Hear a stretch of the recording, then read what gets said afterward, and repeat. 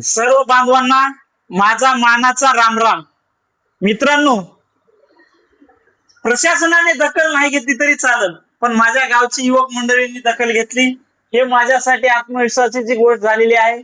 मी जरी 3-4 दिवसापासून उपाशी असलो तरी अजून 15 दिवस उपाशी राहायची ताकद आहे, कारण का हे युवा मंडळी आल्यामुळे माझा आत्मविश्वास वाढलेला आहे। आणि जोपर्यंत ह्या स्मशानभूमीची जागा या निपाणी सावरगावात मिळून देणार नाही तोपर्यंत मी शांत बसणार नाही। आणि हे माझा शब्द आहे। आणि या दलाल अधिकाऱ्यांना धडा शिकवल्याशिवाय आणि मी शांत बसणार नाही।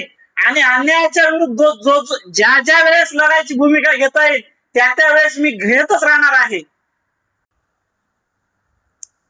आज उपोषणाचा 3रा दिवस आहे।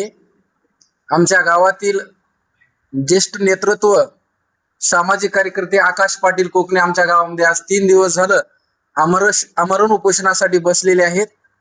आमच्या गावातील या ठिकाणी तरुण मंडळी अर्ध्या रात्री येऊन त्यांना पाठिंबा देण्यासाठी, आकाश पाटील काही तुम्ही घाबरू नका, आम्ही तुमच्या सोबत आहोत, प्रशासन जरी तुमची दखल घेत नसत आम्ही तुमचा पाठिंबा सोडणार नाही, असा जाहीर पाठिंबा आमची या तरुण मंडळी या ठिकाणी देण्यासाठी आलेले आहेत। खरोखर आमच्या गावामध्ये छोटस गाव निपाणी सावरगाव, गाव बसल्यापासून ते गाव बसल्यापर्यंत आमच्या गावामध्ये स्मशानभूमी नाही, पण गावामध्ये असा आतापर्यंत सरपंच झाले, उपसरपंच झाले, आतापर्यंत कोणी या स्मशानभूमीचा मुद्दा या ठिकाणी उचललेला नाही। कारण आता जनता जागरूक झालेली आहे, नवतरुण जागरूक झालेले आहेत। त्या कारणाने आमच्या गावातील या ठिकाणी संपूर्ण तरुण मंडळी आकाश पाटलाला पाठिंबा देण्यासाठी आलेले आहेत। प्रशासनाला विनंती आहे की आपण लवकरात लवकर या कामाची दखल घेऊन आमच्या गावामध्ये होईल तेवढं लवकर स्मशानभूमी उपलब्ध करून द्यावी, ही प्रशासनाला विनंती आहे। यानंतर आमचे गावातील तरुण मंडळ पुढे बोलतील।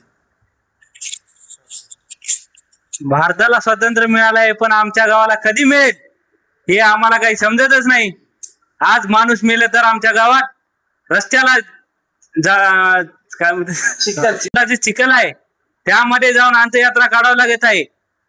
तर याची प्रशासनाने दखल घ्यावी ही माझी खूप विनंती आहे। इन्कलाब जिंदाबाद, भारत माता की जय, भारत माता की जय, इन्कलाब जिंदाबाद।